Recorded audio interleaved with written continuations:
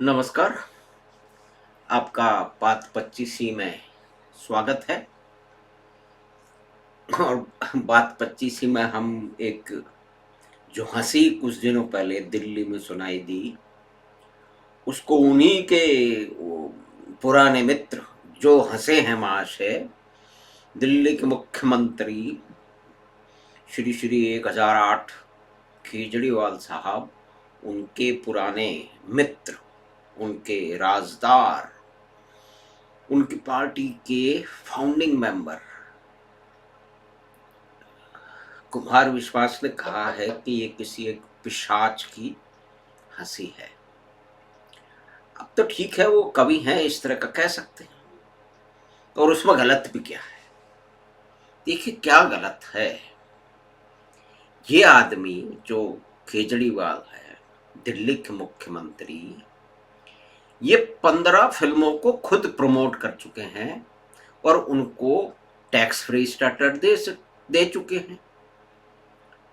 दुनिया भर की फिल्में हैं। एक हैदर फिल्म है, उसके बारे में अलग से भी चर्चा करनी बड़ी आवश्यक है। उसको टैक्स फ्री स्टेटस होगा। कबीर खान के ठिठरी को भी कर दिया गया। अब तापसी पन्नू की सांड की आंख, आप देखिए, नाम देखिए, सांड की आंख, वो भी टैक्स फ्री हो सकती है। और सुरा भास्कर, नील बटे सन्नाटा, वो भी टैक्स फ्री हो सकती है। क्यों नहीं हो साहब? उनके मित्रों की फिल्में हैं। और आमिर खान साहब की दंगल भी टैक्स फ्री हो सकती है। तो ये सभी उनके चहेतों की फिल्में हैं, जिनको दिल्ली के अमीर आदमी पार्टी के, जैसे आम आदमी पार्टी बोलते हैं, लेकिन अब तो वो अमीर आदमी पार्टी है और दिल्ली में है। तो छोड़िए, अब जो पंजाब के अंदर जो उनके 92 एमएलए चुन के आए हैं, उनकी एवरेज, उनकी संपत्ति क्या है, अनुपात उसका निकाल लीजिए। कुछ गरीब आए हैं, बहुत गरीब आए हैं, तो आते ही हैं गरीब तो, लेकिन फिर भी उसका एवरेज निकाल लीजिए तो ये एक अमीर आदमी पार्टी बन चुकी है। तो चलिए, हम सिर्फ अभी वो आम आदमी से अमीर आदमी क्यों बन गए, क्योंकि वो तो उनको बनना ही था। एक व्यक्ति की पार्टी है, एक ही आदमी की चलती है। और कुछ दिनों पहले तो और भी कुछ हुआ है, उनकी पुत्री को इलेक्शन में उतार दिया गया है। देखिए, ये कोई मतलब सिग्नल तो है ना, ये आने वाले कल की परछाई है, ये संकेत है। तो इसका मतलब ये है कि ठीक है, उनकी पार्टी जीत रही है, उसके बहुत सारे कारण हैं, उसमें आज हम नहीं जा रहे। हम तो सिर्फ फिल्मों की बात कर लेते हैं कि एक आदमी कितने, मतलब 32 साल पहले 3 से 5 लाख लोगों को अत्याचार करके, घर घोर अत्याचार करके, बिना सुने अत्याचार करके बाहर निकाल दिया गया। और लगातार उन पे अत्याचार हुई, कोई एक दिन में नहीं हुए, पूरे दशक तक हुए या उससे भी अधिक समय तक हुए।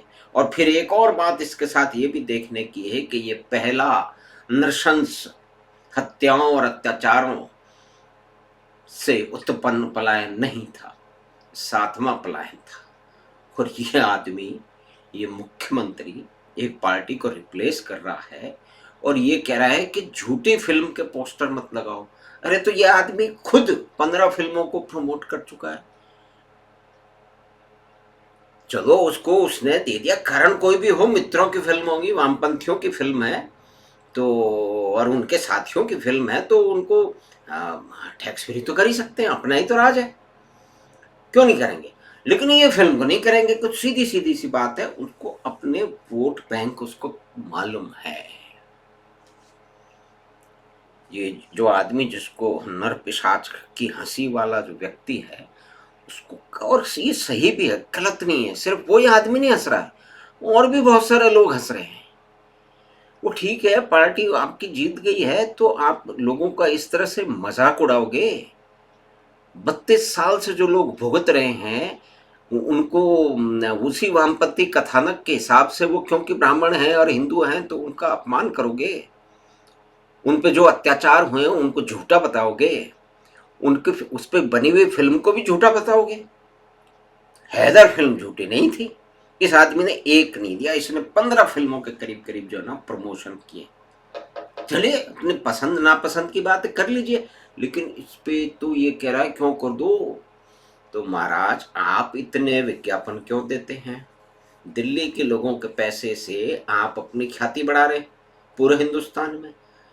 तो यूट्यूब पे आके भाषण दे दिया कीजिए, क्या बात है, फर्क क्या पड़ता है? क्यों सैकड़ों हजारों करोड़ रुपए की आपने जो है ना वो थैली खोल रखी है, और फिर वो सारे टेली चैनल में ऐसा बताया जाता है, इस क्षेत्र के लोग ही बताते हैं कि वो उनके पैसे के कारण उसका विरोध भी नहीं होता है। और दूसरा विरोध इस कारण भी नहीं होता है कि अधिकतर जो मेन स्ट्रीम मीडिया, अधिकतर सब नहीं, वहाँ पे तो इन्हीं के इकोसिस्टम के लोग बैठे हैं। इनका इकोसिस्टम वही है जो कि प्रोफेसर नवेदिता मेनन का जो चरित्र इस उसमें दिया गया है, राधिका मेनन, वो उसी तरह के तो लोग हैं ना, उनका नैरेटिव वही है, उनका कथानक ही वही है, तो भ्रमित कर रहे हैं।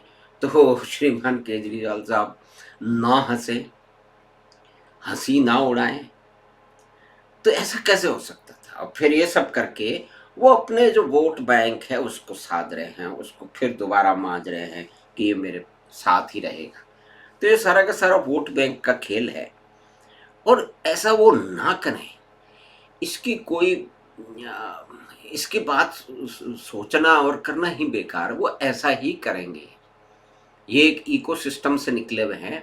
तो आम आदमी पार्टी देख लीजिए, एक एक तरह से वामपंथी पार्टी है, वहीं के लोग हैं उसमें, और ठीक है कि कांग्रेस का रिप्लेस कर रही है, कांग्रेस की अपनी कमजोरियों के कारण से। और कांग्रेस खुद भी अपना आत्मघात करने पे अब आमादा है। शायद उनको हो सकता है आगे आने वाले समय में तो कुछ समझ आए। तो इन महाशय का जो अभी तो दो जगह हैं, और इनके तेवर देखिए आप। भाई ठीक है, आप इलेक्शन जीत गए हैं, तो इतनी इस तरह की भाषा का इस तरह से नरपिशाच की तरह से अट्टहास करेंगे? लेकिन अब ये देखिए, क्रांति वाले लोग हैं, ये क्रांति की बातें करते हैं, और ये झूठ भी कितना बोलते हैं आप देख लीजिए। बहुत सारे जो इनके केस हैं, और उनके मीडिया तो उनके तरफ से करता नहीं है उसको, वो करना पड़ेगा, इनके विरोधियों को करना पड़ेगा शायद। तो ये तो झूठ भी कितना बोलते हैं, खुद इंजीनियर, और कहते हैं कि मास हैकिंग हो सकती है। ईवीएम की पिछली बार ये कह रहे थे कि हमारे 70-80 आएंगे, 20 आ गए, तो ईवीएम हैक हो गई, मास हैकिंग हो गई, ये इन्होंने स्टेटमेंट दे दिया। और अभी ये जीत गए तो उसकी कोई बात नहीं है। अब ये कह रहे हैं कि 4 जगह जहाँ की उनकी विरोधी पार्टी जीती है उसमें मास हैकिंग हुई है, इनके यहाँ नहीं हुई है। चलिए, इनकी जीत इनको मिली है, तो उस जीत में जो भी ये कर सकते हैं, जो इन्होंने वायदे किए हैं उनको पूरा करें और अपना व्यवहार सुधारें। लेकिन उनको सुधारने की जरूरत ही नहीं है, क्योंकि जिन पार्टियों को ये रिप्लेस करने वाले हैं उनका वही कथानक चला है, तो ये उसको और तीक्ष्ण तरीके से आगे ले जाएंगे। तो एंटी सीए आंदोलन तो अगर ये केजरी साहब नहीं होते सत्ता में तो थोड़ी होता। वो क्यों सड़क पर बैठने दिया? क्यों इलीगल बिजली के कनेक्शन लो करके तंबुओं में लोग लाइट लगाते रहे? आप कहीं भी नहीं कर सकते जब तक आपको शय ना मिली हो। तो खैर, ये अलग बात है, सिर्फ हम इसको फिल्म की बात तक, टैक्स फ्री तक ही सीमित रखते हैं। तो ये तो बड़े सैकड़ों हजारों करोड़ रुपए का अपना विज्ञापन करते हैं, यूट्यूब पे कर दिया करें, है ना? लोगों को देखना होगा तो देख लेंगे। ये पैसे क्यों देते हो इतने सारे? अब आपके पास पंजाब आ गया है, उसमें आपने जो कुछ किया उसके ऊपर कभी फिर दोबारा बात करेंगे। तो ये जो पिशाची, जो हंसी, जो अट्टहास, हाँ, हम तो इनको कम जानते हैं, दूर से देखा है, थोड़ा बहुत हम जानते हैं इनको, क्योंकि इनकी शुरू शुरू की रैलियों में दिल्ली में थे तो कई बार गए हैं, और वहां से मालूम पड़ गया था मोटा मोटी कि ये किस तरह के लोग हैं। अधिकतर क्रांतिकारी लोग ही थे, और आज ये उसी परिपाटी को, उसी कथानक को आगे बढ़ाते हुए ये बहुत बड़े समुदाय की जो त्रासदी है उस पर अट्टहास कर रहे हैं। तो वो तो उनके मित्र ने ठीक ही बताया कि ये नरपिशाच का अट्टहास है। अब इसका उत्तर जनता से इनको कैसे मिलेगा? प्रजातंत्र है, इसमें आगे देखा जाएगा। तो ये हमने बात हुई टैक्स फ्री की। इसमें जो एक महत्वपूर्ण फिल्म है हैदर या दूसरी फिल्म है, इन पे हम अलग से बात करेंगे, किस तरह से उन्होंने तहस नहस किया है कश्मीर के इतिहास को, और मार्तंड जो मंदिर था, सूर्य मंदिर था, उसके साथ क्या उन्होंने क्या किया है, किस तरह के उन्होंने विद्रूपता का परिचय दिया है श्रीमान विशाल भारद्वाज साहब ने, उस पर एक अलग बात करेंगे। आज सिर्फ बात की दिल्ली के माननीय मुख्यमंत्री, क्रांतिकारी, मीडिया के प्रिय श्री केजरीवाल साहब के, जिन्होंने हंसी उड़ाई है। खैर आगे देखेंगे क्या होगा। तो हमें आशा है कि ये एक छोटा सा कार्यक्रम जो हमने फिल्म को टैक्स फ्री करना और नहीं करने के ऊपर बातचीत की है, वो आपको पसंद आई होगी। तो आप अपने मित्रों से साथ लिंक साझा करें, चैनल बात 25 को सब्सक्राइब करें, और हम आपसे फिर जल्दी ही मिलेंगे एक नई बात के साथ।